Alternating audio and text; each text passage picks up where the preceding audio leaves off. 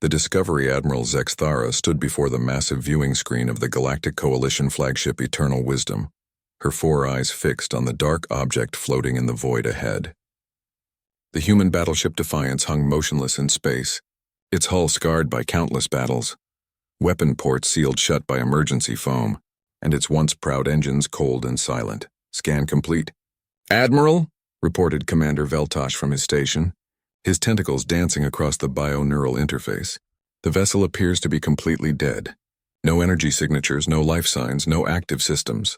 It's been drifting for approximately 3 standard rotations."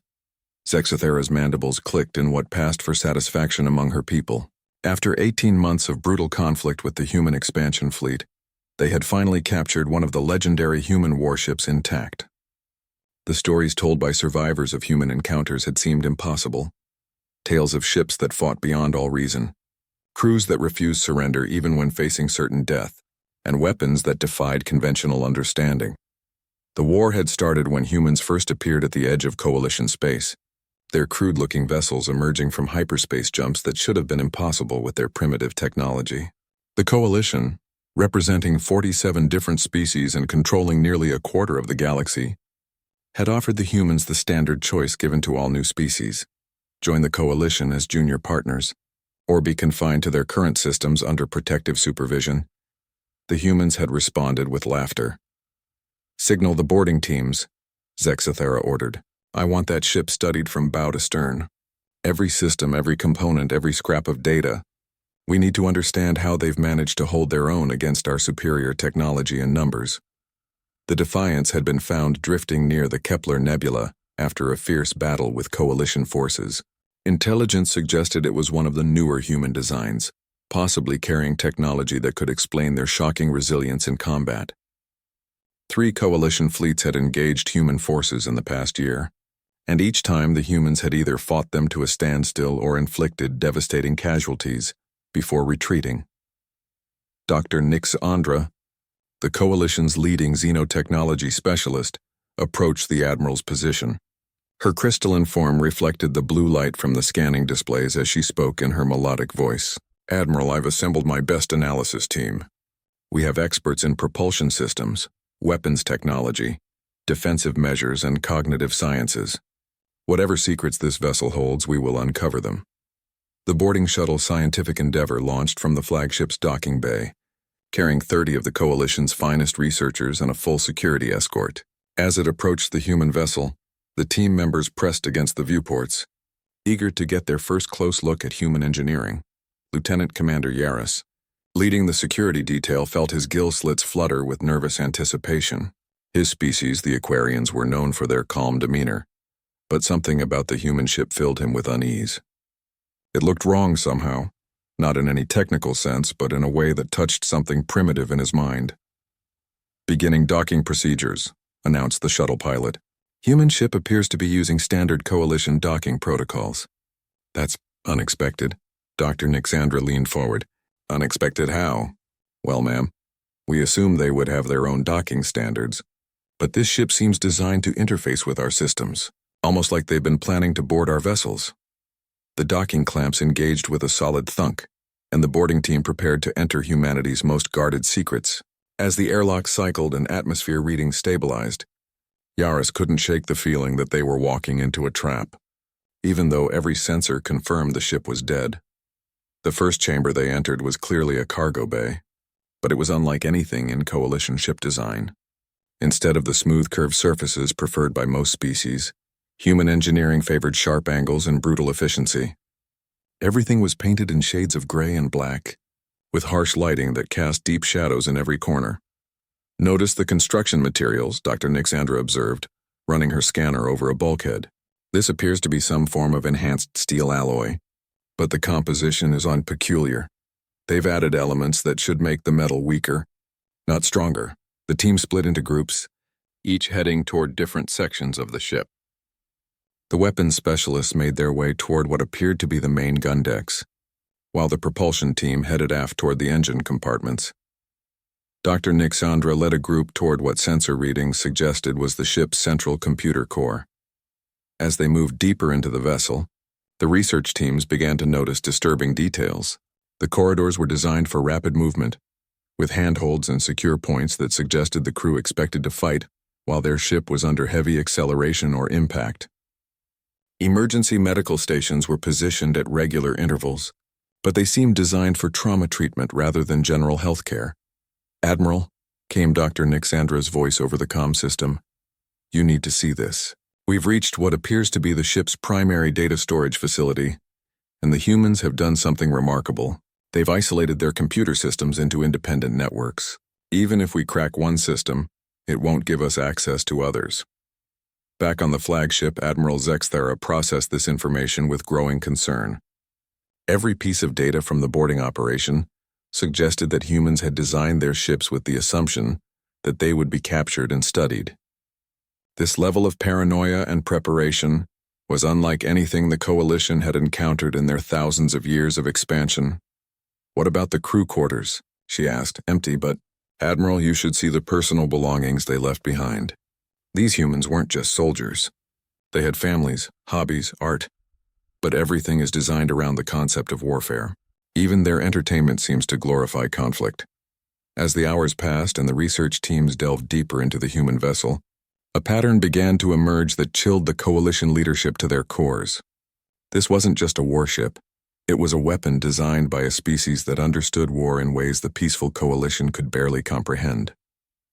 Every system, every design choice, every technological innovation served a single purpose: the complete and utter destruction of their enemies. The boarding teams had expected to find advanced technology that would explain human military success.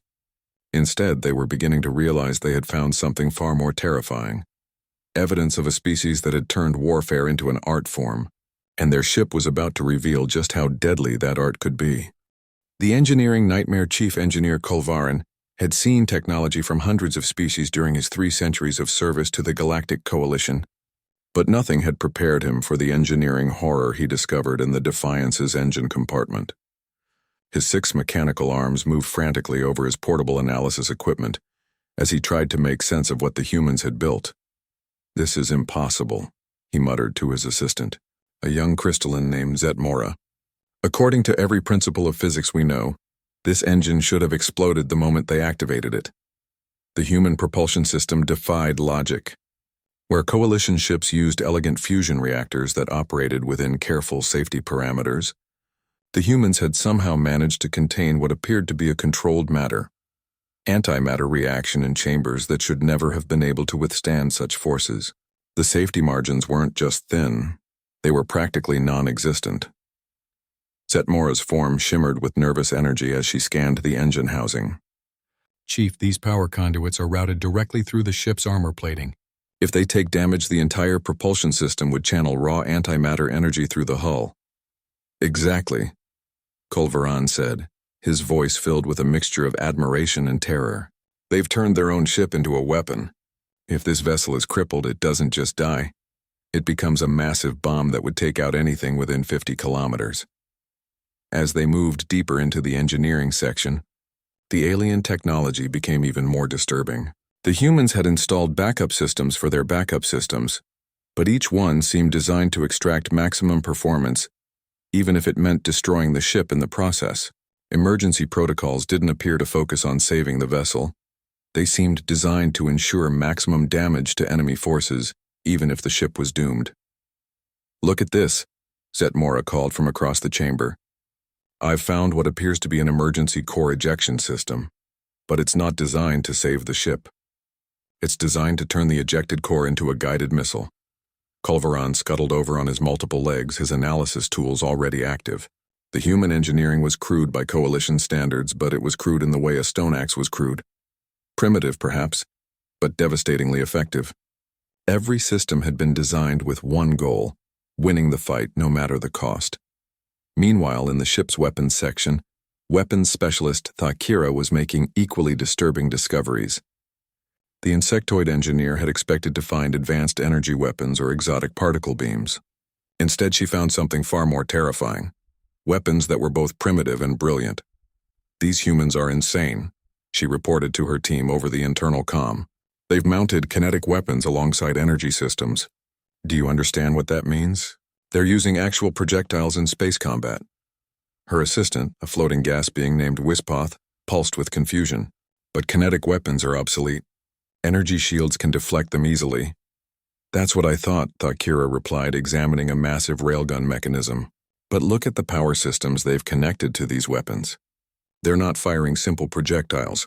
They're launching rounds at significant fractions of light speed. The kinetic energy alone would punch through any shield system I know of. What made the discovery even more disturbing was the ammunition storage. The humans hadn't just built powerful kinetic weapons. They'd created ammunition specifically designed to cause maximum damage to different types of targets. Armor-piercing rounds for heavily defended ships, explosive rounds for softer targets, and something that made Thakira's chitin crawl with unease. Rounds that appeared to be designed to penetrate a ship's hull and then continue, causing damage inside the vessel. They've militarized everything, she whispered to herself, as she examined round after round of increasingly destructive ammunition. Even their basic supplies are weapons. In the ship's command center, Dr. Nixandra was making discoveries that would soon send shockwaves through the Coalition hierarchy. The human computer systems were primitive by galactic standards, but they were also completely resistant to the Coalition's standard infiltration protocols. "How are they doing this?" demanded Specialist Quextar, the Coalition's best electronic warfare expert. "I've tried every intrusion method we know, and their systems don't even acknowledge our attempts to access them." Dr. Nixandra's crystalline form flickered as she processed the data. "I believe they're using multiple isolated networks with physical connections that must be manually activated. It's incredibly inefficient, but also almost impossible to hack remotely. They've sacrificed operational efficiency for security." The command center itself told a story of a species that expected every battle to be a fight to the death. Manual backup controls were positioned at multiple stations, ensuring that critical ship functions could be operated even if the main computer systems were destroyed. Emergency command positions were hardened against everything from electromagnetic pulses to direct weapons fire. But the most disturbing discovery was the ship's database of tactical information. The humans had detailed files on Coalition ship designs, weapon systems, and combat tactics. They knew exactly how Coalition forces operated, and they had developed specific countermeasures for every standard engagement protocol. "Admiral," Dr. Nixandra reported to the flagship, "the humans have been studying us far longer than we realized. They know our standard formations, our preferred engagement ranges, even the psychological profiles of our most common species. This ship contains enough intelligence data to suggest they've been preparing for war with us for years before first contact." Back in the crew quarters, anthropologist Dr. Meltara was making discoveries that painted an even more disturbing picture of humanity. The personal belongings left behind by the crew revealed a species that didn't just accept war, they celebrated it.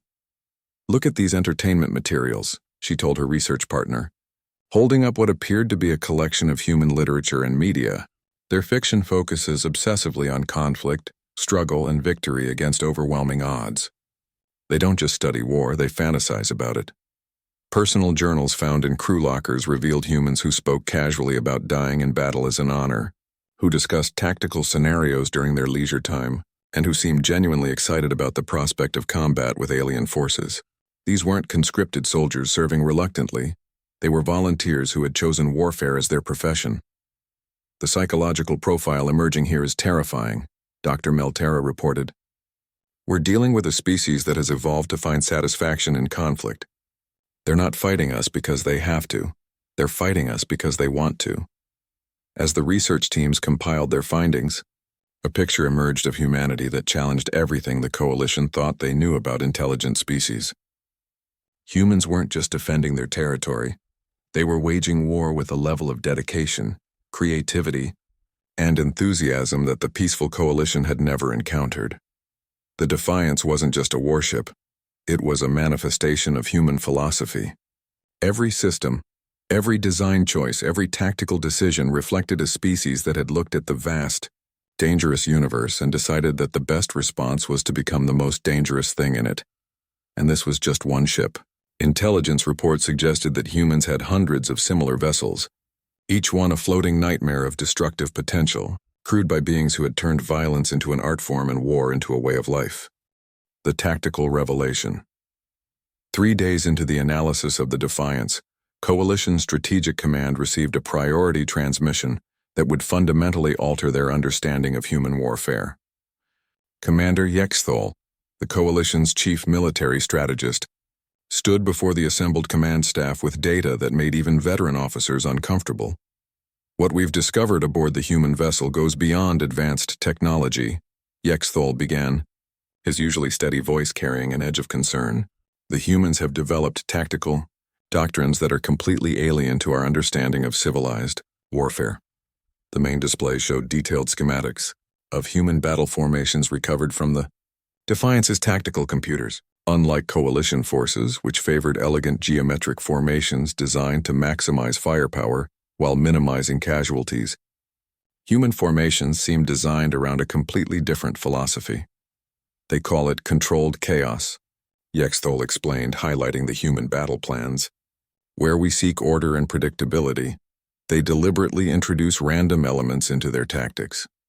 They make their own movements unpredictable even to themselves, making it impossible for enemies to anticipate their actions." Admiral Kesatara, a veteran of dozens of campaigns, studied the formations with growing unease. "These formations leave massive gaps in their defensive coverage. Any competent force should be able to exploit these weaknesses easily." "That's what we thought too," replied Dr. Vex Mirren, the xenopsychology specialist who had been analyzing human tactical thinking. "But watch what happens when we run combat simulations using these formations against standard coalition tactics." The holographic display activated, showing a computer simulation of coalition forces engaging human ships using their chaotic formations. The results were disturbing. Every time coalition forces moved to exploit what appeared to be obvious weaknesses, they found themselves walking into carefully prepared traps. The apparent chaos was actually highly sophisticated misdirection. "They're thinking in multiple dimensions," Dr. Vexmiran continued. "While we plan for the battle we expect to fight, humans plan for 17 different battles they might fight instead. They prepare for scenarios we would never consider because they seem too unlikely or destructive." The tactical data revealed something even more disturbing. Humans didn't fight to win battles in the traditional sense. They fought to ensure that their enemies would never want to fight them again. Every human tactical doctrine focused on inflicting maximum psychological damage, alongside military destruction. "Look at their targeting priorities," Yexthol pointed out, bringing up another schematic. "We focus our fire on enemy weapons and propulsion systems, seeking to disable rather than destroy. Humans target what they call morale centers, command sections, life support systems, crew quarters. They're not just trying to stop enemy ships, they're trying to terrorize the crews." Commander Lixandra, a crystalline officer known for her analytical mind, processed the data with growing alarm. "This explains their battlefield behavior. Human forces often continue fighting even when they're clearly beaten, but they also somehow convince enemy forces to retreat, even when the humans are outnumbered." The analysis revealed that humans had studied coalition psychology extensively, identifying which species were most susceptible to different types of psychological warfare. They had developed specific tactics for fighting each coalition member species, exploiting individual psychological weaknesses with surgical precision. "The humans have files on our command structure going back 50 years, reported intelligence officer Nalveth. "They know which admirals are aggressive, which ones are cautious, which ones crack under pressure. They've been preparing countermeasures for our senior staff by name." But the most chilling discovery was in the Defiance's emergency protocols. Where coalition ships had contingency plans for retreat, repair and rescue, human emergency plans focused on something entirely different, ensuring that their destruction would cause maximum damage to enemy forces. "Every human ship is essentially a massive bomb with a crew," reported Chief Engineer Mordelta after studying the vessel's self-destruct systems. "But it's not a simple explosive. They've designed their ships to fail catastrophically in ways that create debris fields, radiation hazards, and electromagnetic pulses that continue to threaten enemy forces long after the ship itself is gone." The humans had also developed something the coalition had never encountered: contingency plans for fighting while their ships were being destroyed. Critical systems had backup controls in multiple locations, allowing skeleton crews to continue operating weapons and engines even after massive damage to the command structure. "They've planned for fighting while dying," whispered Dr. Vex Mirren. "Their tactical manuals include detailed instructions for combat operations while the ship is venting atmosphere, while the crew is being killed, while all primary systems are offline. They've turned the act of losing into a weapon." The psychological profiles recovered from the ship's database revealed the mindset behind these tactics. Human military doctrine was based on the principle that any enemy who fought humanity should regret that decision for the rest of their lives. They didn't seek quick victories. They sought to create enemies who would never dare to fight them again. This explains their reputation, Admiral Kesatara realized. Other species describe fighting humans as touching fire. It's not that they always win, it's that fighting them is so terrible that most species prefer to avoid it entirely. The Coalition's standard doctrine assumed that rational beings would seek to minimize casualties and destruction while achieving military objectives. Human doctrine seemed to assume that the destruction itself was the objective, and military goals were just an excuse for maximum violence. "They have battle plans for scenarios we would never consider," reported tactical analyst Zurbath. "Fighting while outnumbered 50-1. Fighting after their engines are destroyed. Fighting after their life support has failed. They have tactical responses for situations where any rational species would surrender immediately." The most disturbing files contained what humans called escalation ladders, where we detailed plans for increasing the destructive intensity of their attacks until enemies capitulated. The final stages of these escalation plans involved tactics that would have been considered war crimes by Coalition standards. "They've weaponized their own deaths," Dr. Vex Mirren concluded. "When a human ship is destroyed, it doesn't just disappear from the battlefield. It becomes a hazard that continues to threaten enemy forces, and the psychological impact on enemy crews is devastating. They've turned martyrdom into a tactical advantage." The research teams had expected to find advanced weapons or superior technology. Instead, they had discovered something far more frightening. A species that had spent generations perfecting the art of warfare, turning violence into science and destruction into philosophy. As the Coalition command staff absorbed these revelations, they began to understand why their encounters with human forces had been so traumatic for their crews. They weren't just fighting an enemy. They were fighting beings who had evolved to find beauty in battle and satisfaction in destruction. The humans didn't just want to win their war with the Coalition. They wanted to ensure that the galaxy would never again make the mistake of challenging humanity's expansion.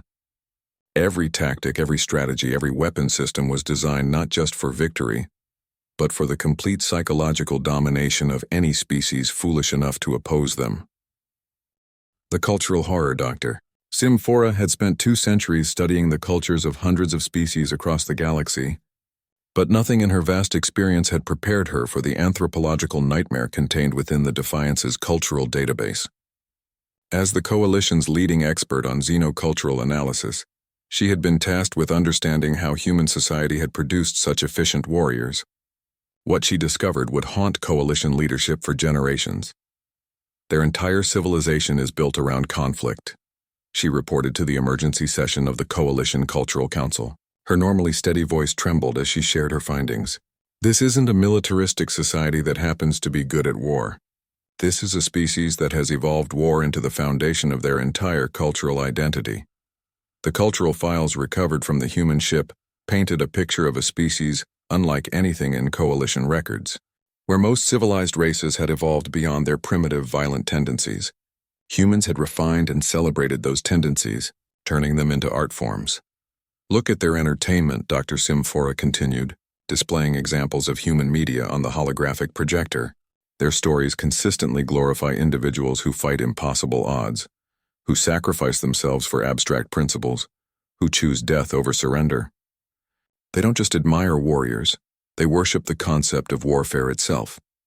Council member Velthara, representing the Peaceful Botanical Collective, swayed with distress as she absorbed the data. "Surely this is just their military culture.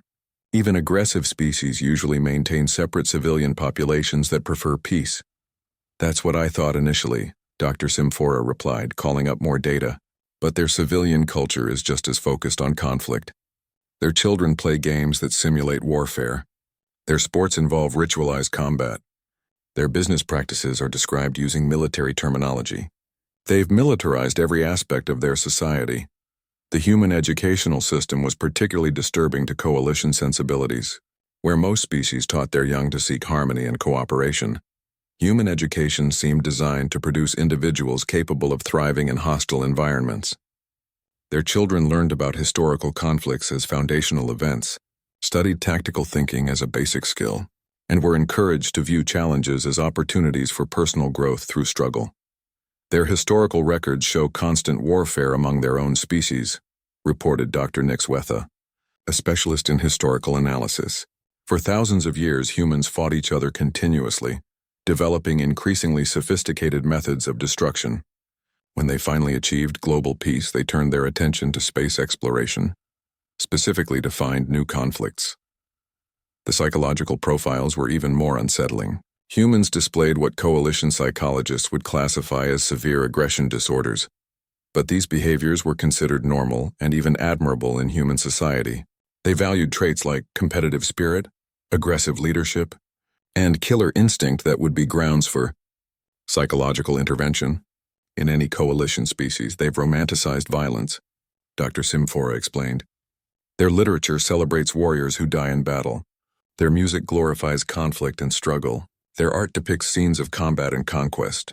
They've created a culture where peaceful existence is seen as boring and unfulfilling. Religious and philosophical systems among humans were equally focused on conflict. Rather than seeking harmony with the universe, human spiritual traditions emphasized struggle against adversity, triumph over enemies, and the nobility of fighting for beliefs even unto death.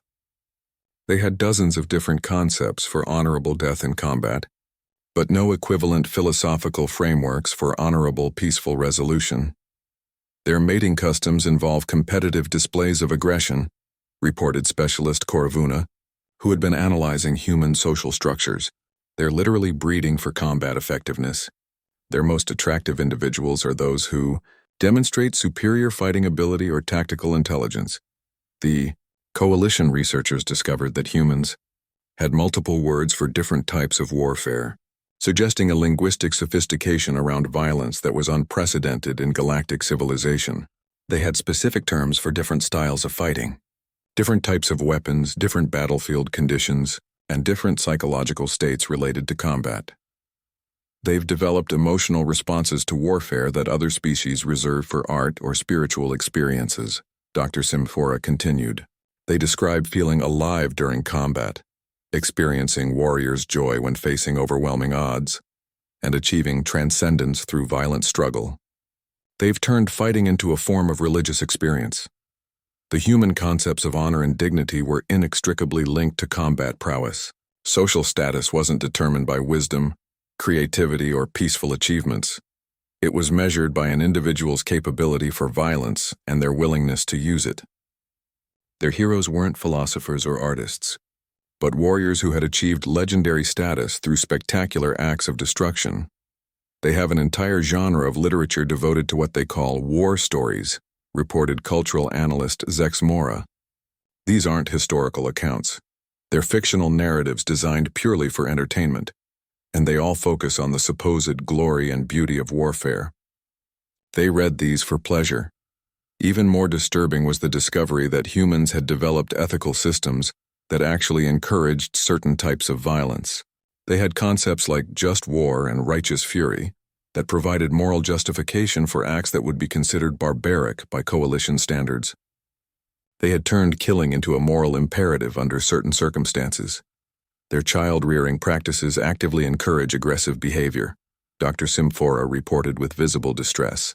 They deliberately expose their young to simulated conflict, reward competitive behavior over cooperative behavior, and teach them to view aggression as a problem-solving tool. They're systematically programming their children for warfare. The human approach to technology reflected their cultural obsession with conflict. While coalition species developed technology to improve quality of life, reduce suffering, and promote harmony, humans seem to develop technology primarily to enhance their capacity for destruction. Even their supposedly peaceful innovations were often repurposed for military applications. They've turned scientific research into a form of warfare, observed technical analyst Plexthor. They compete aggressively for discoveries. They guard their knowledge like military secrets, and they immediately seek ways to weaponize any new technology they develop. The cultural files revealed that humans had been preparing for galactic warfare for centuries before they achieved interstellar travel. Their science fiction literature was filled with scenarios involving conflict with alien civilizations, and they had developed theoretical frameworks for fighting enemies with unknown capabilities and technologies. They weren't surprised when they encountered the Coalition, Dr. Simphora realized with growing horror. They were expecting it. Their entire space exploration program was designed around the assumption that they would eventually need to fight alien civilizations. They've been preparing for this. War longer than some Coalition species have had. Interstellar travel.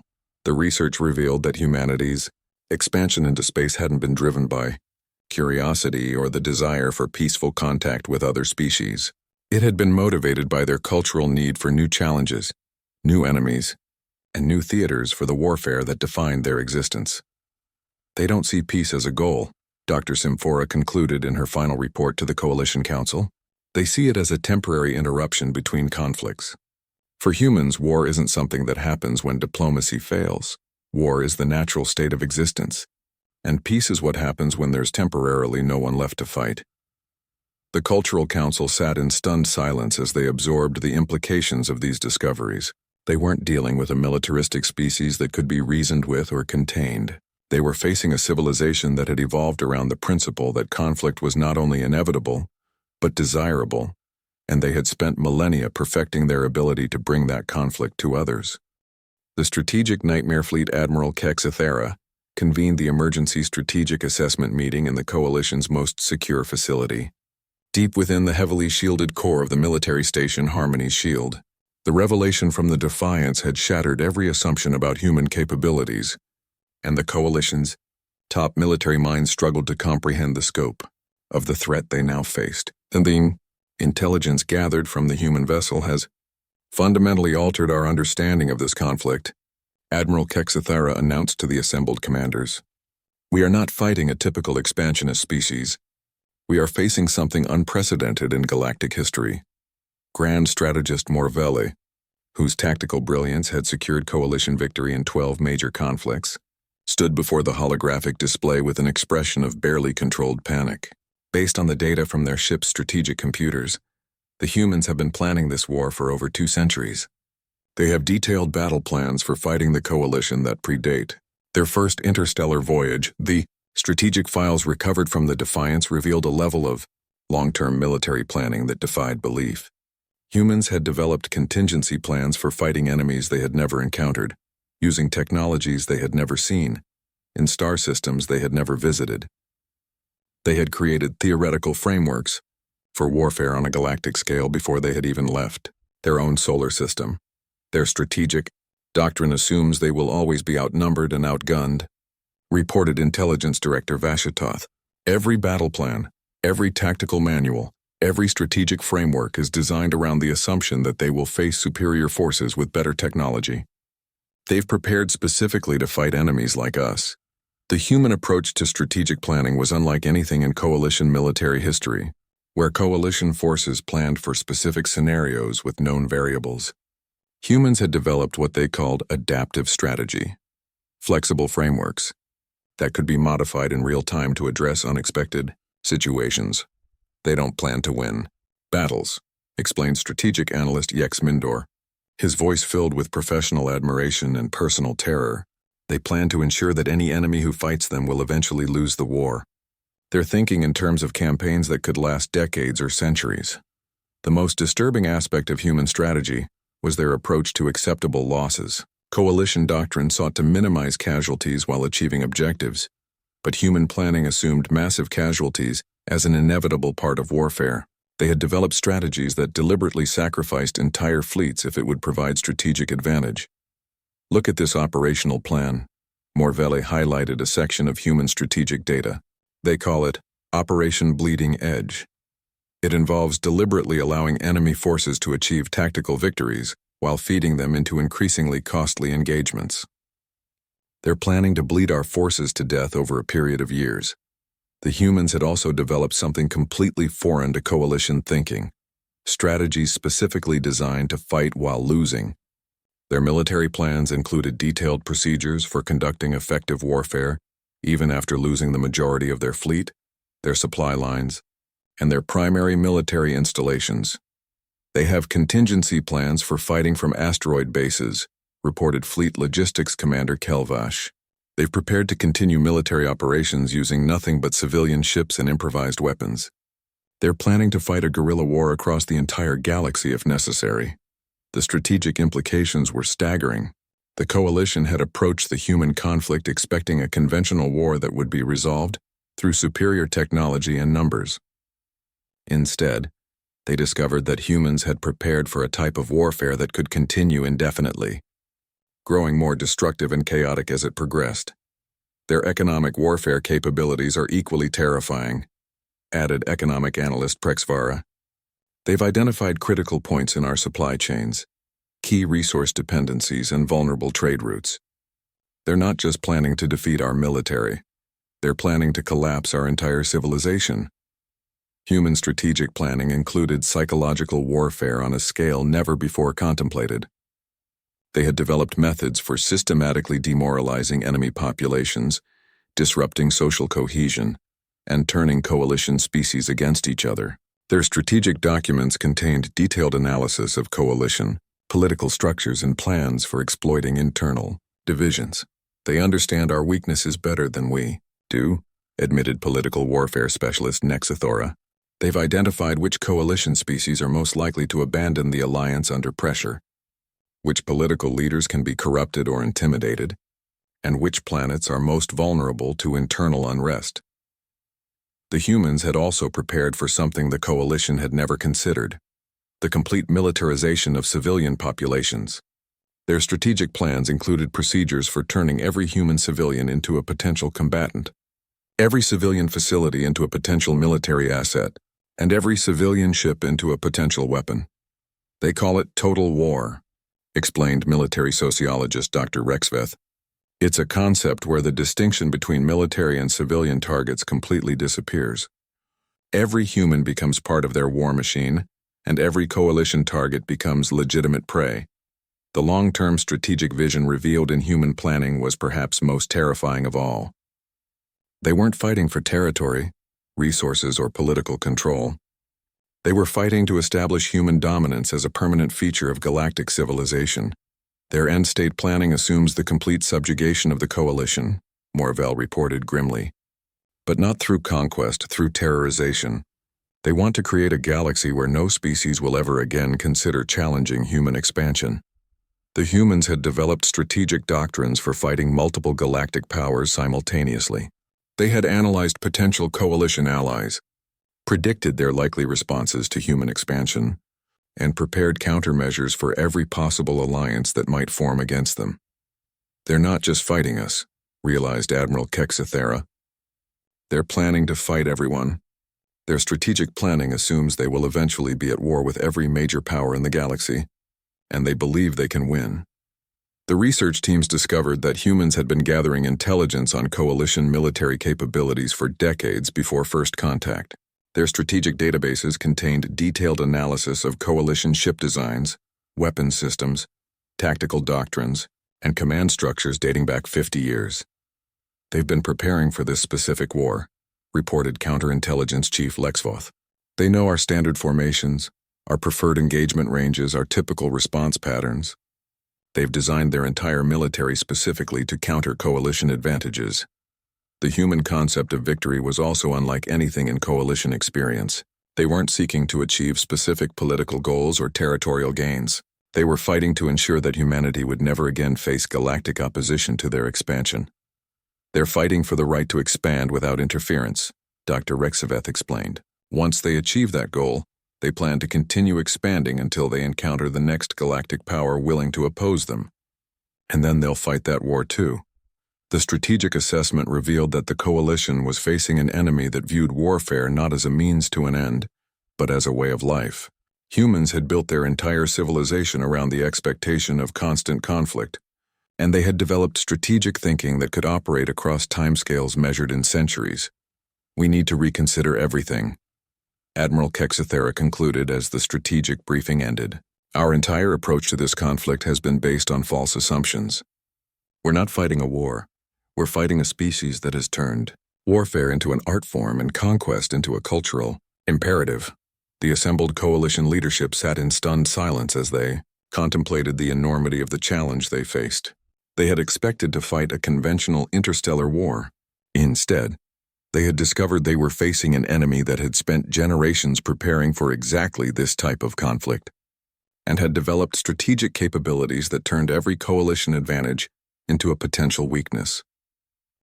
The fleet's terror. The emergency fleet-wide communication from Admiral Kexithera reached every coalition vessel simultaneously, but the words that emerged from the command channels would haunt crew members for the rest of their lives. Across 47 different species serving in the coalition navy, a single emotion spread like wildfire through the ranks: pure, primal terror. All ship commanders, this is Fleet Command. Admiral Kexithera's voice echoed through thousands of vessels scattered across coalition space. Effective immediately, all offensive operations against human forces are suspended pending strategic reassessment. New engagement protocols will follow. Commander Veltash aboard the cruiser. Peaceful Dawn felt his gill slits flutter with nervous confusion as he processed the unprecedented order. In 3 centuries of coalition military history, no engagement suspension had ever been issued based on intelligence gathering alone.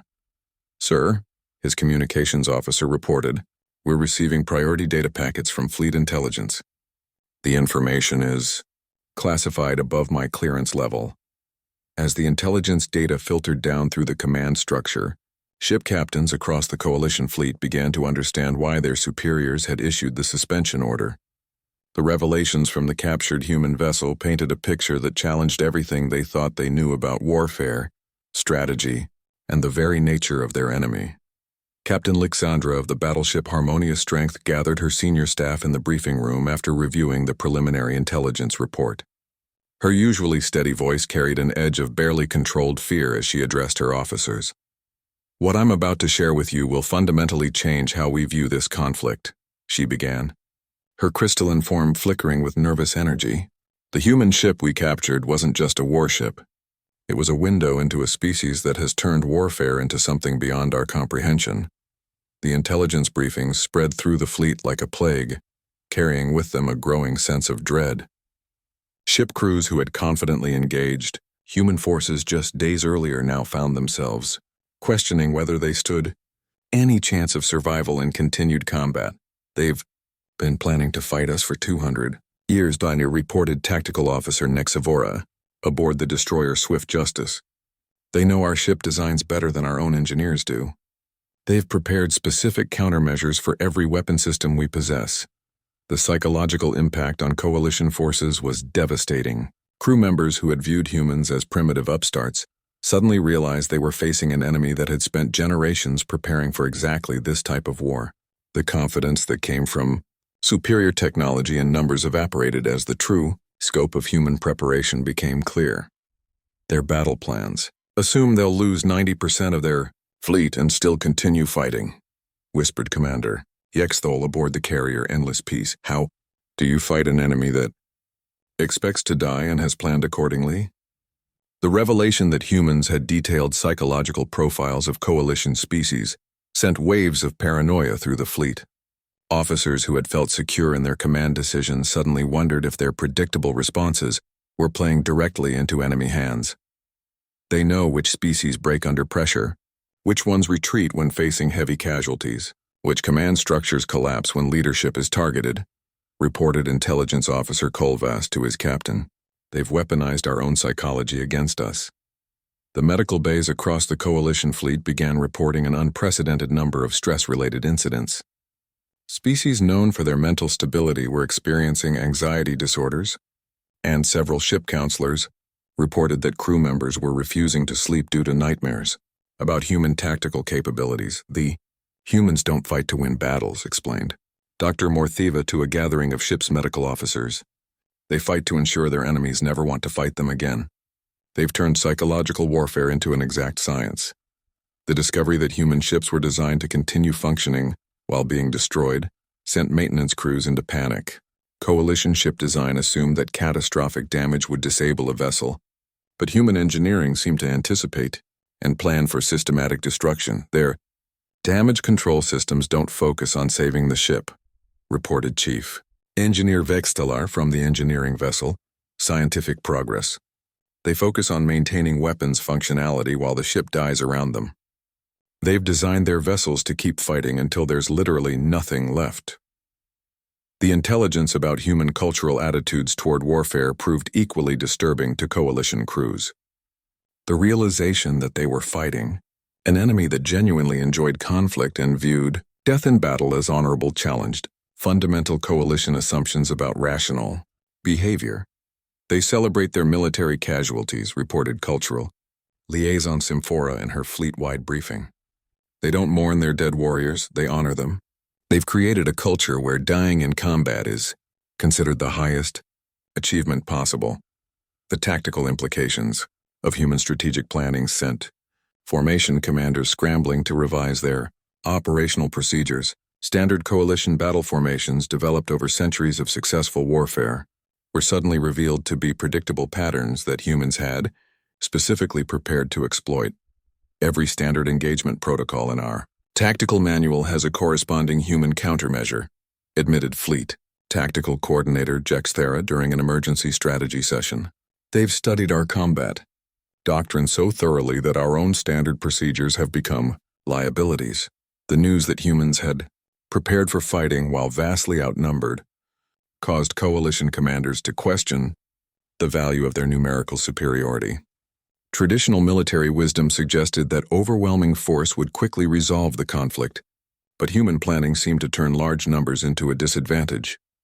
They want us to bring more ships, realized Captain Morvex of the dreadnought Inevitable Victory. Their strategies are designed to inflict maximum casualties on large formations. They're counting on us trying to overwhelm them with numbers. The psychological warfare capabilities revealed in human intelligence files caused Coalition propaganda units to cease all morale-building activities. The discovery that humans had detailed plans for demoralizing enemy crews made Coalition leaders worry that their own psychological operations might backfire. They know exactly which messages will break crew morale for each species, reported Psychological Operations Chief Nexavara. They've prepared specific propaganda campaigns designed to target the emotional vulnerabilities of every Coalition member race. The revelation that humans viewed the conflict as just the beginning of a galaxy-wide campaign of expansion caused long-term strategic planners to reconsider the entire Coalition defensive posture. This wasn't a territorial dispute that could be resolved through negotiation. It was the opening phase of a conquest that humans intended to continue indefinitely. They're not fighting for territory or resources, explained strategic analyst Corveth to his fleet commander. They're fighting for the right to expand without opposition. Even if we surrender everything they've asked for, they'll just keep going until they control the entire galaxy. As the intelligence assessments circulated through the fleet, a grim consensus began to emerge among Coalition leadership. They weren't facing an enemy they could defeat through conventional means. They were facing a species that had evolved warfare beyond anything the galaxy had ever seen. And they had prepared for exactly this type of conflict for longer than many Coalition species had possessed interstellar travel. The most terrifying realization was that the captured ship represented just a single example of human military capability. Intelligence estimates suggested that humans possessed hundreds of similar vessels, each one crewed by beings who had spent their entire lives preparing for galactic warfare. The Coalition fleet, once confident in its technological superiority and numerical advantage, now faced the horrifying possibility that they were not the hunters in this conflict, they were the prey. The final realization. The emergency session of the Galactic Coalition High Council convened in complete secrecy, with representatives from all 47 member species gathering in the most secure facility known to galactic civilization. The massive chamber beneath the surface of Nexus Prime had been designed to withstand planetary destruction, but the information that would be discussed within its walls threatened to destroy something far more precious than any single world: the Coalition's fundamental understanding of their place in the EA. Universe Prime Council Speaker Vestara whose species had founded the coalition over a millennium ago, stood before the assembled representatives with data that would reshape galactic politics forever. Her ancient voice carried the weight of centuries as she addressed the gathering. Honored representatives, the intelligence gathered from the human vessel has forced us to confront a truth that challenges the very foundation of our civilization. She began, "We are no longer the dominant force in this galaxy. We may never have been." The complete analysis of the Defiance had revealed secrets that went far beyond advanced technology or superior tactics. The human ship contained evidence that humanity had been observing and studying galactic civilization for far longer than anyone had imagined, and their conclusions about coalition weaknesses were devastatingly accurate. "The humans have been watching us for over 3 centuries, reported Supreme Intelligence Director Kolvekstar.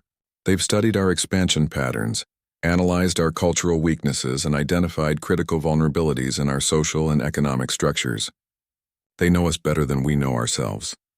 The historical analysis contained in human databases painted a picture of galactic civilization that was both humbling and terrifying. Humans had identified patterns in coalition behavior that suggested inevitable decline and collapse, and they had positioned themselves to fill the power vacuum when it occurred. Their sociological models predict the dissolution of the coalition within 2 centuries, explained Chief Analyst Morthiva. They've identified specific stress points in our alliance structure, calculated the likelihood of member species defection, and prepared strategies to accelerate our internal conflicts. The revelation that humans had been subtly influencing galactic politics for decades sent shockwaves through the council chambers. Evidence from the captured ship suggested that humanity had been covertly supporting certain political movements, economic policies, and social trends that would weaken coalition unity. "They've been preparing the galaxy for conquest through subversion," realized political warfare specialist Rexvar. "They haven't just been building their military. They've been undermining our ability to resist them." The most disturbing discovery was that humans possessed detailed contingency plans for fighting not just the coalition, but every major galactic power simultaneously. Their strategic planning assumed they would eventually face opposition from multiple advanced civilizations, and they had prepared accordingly. "They're not planning to stop with us," warned Strategic Assessment Director Vexthal. "The human databases contain battle plans for fighting the Andromedan Empire, the Spiral Arm Confederacy, and even the mysterious entities from the galactic core. They're planning for galaxy-wide domination." The biological analysis of human physiology revealed another layer of the nightmare. Humans weren't just psychologically adapted for warfare, they were physically optimized for it in ways that suggested either extraordinary evolutionary pressure or deliberate genetic engineering. Their reaction times, spatial reasoning, and stress responses are all enhanced beyond what natural evolution would produce, reported Xenobiology Director Laxandra. Either they evolved on a world so dangerous that only perfect warriors could survive, or they've been systematically improving themselves for combat effectiveness. The cultural files revealed that human civilization had passed through what they called evolutionary bottlenecks, periods of extreme violence that had eliminated weaker genetic lines and cultural patterns. They had literally evolved through constant warfare, creating a species optimized for conflict. "They've been at war continuously for their entire evolutionary history," explained anthropologist Dr. Simvira. "They didn't just develop a warrior culture, they evolved into a warrior species. Violence isn't something they learned, it's something they are." The technological assessment revealed that human innovation focused almost exclusively on military applications, but with a sophistication that suggested centuries of focused development. They hadn't just built weapons, they had created entire technological paradigms centered around destruction. Their civilian technology is military technology with the weapons removed, observed technology analyst Prexfor. They've militarized their entire technological base so thoroughly that the distinction between civilian and military applications is meaningless. The economic analysis showed that human civilization operated on what they called a war economy, an economic system specifically designed to support continuous military operations across multiple fronts for indefinite periods. They had created an economic model that became stronger during wartime rather than weaker. Their economy doesn't just support their military is their economy, realized economic director Kesuhara. They've created a civilization that requires constant expansion and conquest to maintain internal stability. The psychological profiles revealed that individual humans weren't aberrations or exceptions. They represented a species-wide adaptation to perpetual conflict. Every human exhibited what coalition psychologists would classify as severe aggressive disorders, but these traits allowed them to function effectively in their warfare-based society. They're not mentally ill, concluded psychological assessment director Nex Thera. They're perfectly adapted to their environment. The problem is that their environment is eternal war, and now they're bringing that environment to us. The religious and philosophical systems contained in human databases revealed a species that had developed spiritual frameworks specifically designed to support and justify endless conquest. They hadn't just accepted war as necessary, they had elevated it to a sacred principle.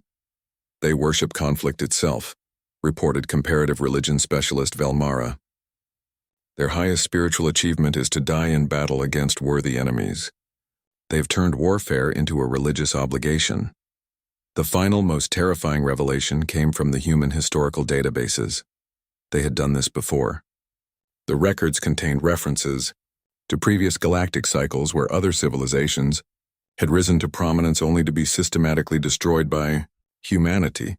This isn't their first galactic war, whispered historical analyst Texavora, her voice barely audible in the vast chamber. The human records suggest they've been destroying galactic civilizations for millions of years. We're not their first enemy, we're just their latest. The assembled council representatives sat in stunned silence as the full scope of their situation became clear. They weren't facing an upstart species seeking territory or resources. They were facing the galactic apex predator, a species that had evolved to hunt and destroy entire civilizations. The question before us, Prime Speaker Vezathara concluded, is not how to defeat humanity in battle. The question is whether galactic civilization can survive contact with a species that has turned genocide into an art form. The intelligence from the Defiance had revealed a truth too terrible to comprehend. Humanity wasn't just another species competing for resources in a crowded galaxy. They were the reason the galaxy remained uncrowded, systematically eliminating any civilization that grew large enough to challenge their dominance. The coalition representatives faced an impossible choice. They could continue a war they now knew they could never win, leading to the complete destruction of their civilization. Or they could surrender to an enemy that viewed conquest not as a political goal, but as a biological imperative. In the end, the analysis of a single human battleship had revealed the most terrifying truth in galactic history. In a universe filled with countless species and infinite possibilities, humanity had appointed themselves as the final arbiters of who would be allowed to survive. The age of coalition dominance was ending, and the age of human supremacy was about to begin. The only question remaining was how many species would survive the transition, and whether any trace of the old galactic order would remain when humanity finally finished reshaping the galaxy in their image. The Defiance had been more than a ship. It had been a message, a warning and a promise all at once. The message was clear. Resistance was not just futile, it was exactly what humanity wanted. They had spent millions of years perfecting the art of war, and the galaxy was about to become their latest masterpiece of destruction.